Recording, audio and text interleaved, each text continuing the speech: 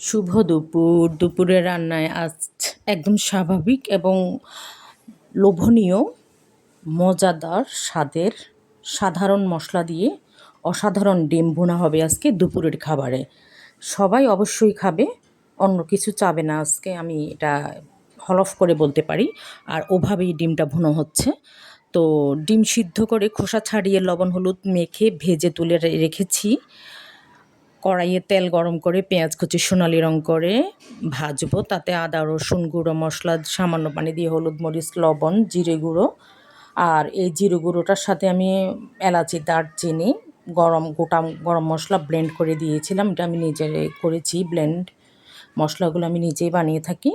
আর আগে থেকে সিদ্ধ করা ডিমকে লবণ আর মরিচ হলুদ দিয়ে ভালোভাবে আমি ম্যারিনেটের মতো করে রেখেছিলাম।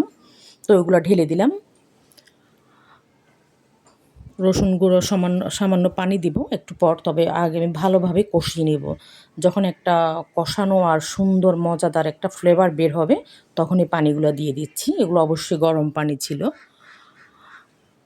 মশলা থেকে যখন ফলো করব তেলটা কখন ছড়াবে, মানে উপরে উঠবে, তেলটা ভেসে উঠবে। ভেসে ওটা পরিমাণ মতো পানি কষিয়ে ঝোল ডিম সিদ্ধ করে ডিমটা যখন আমার ভালোভাবে হয়ে আসবে, মাখো মাখো হয়ে আসবে, তখনই নামিয়ে নিয়েছি।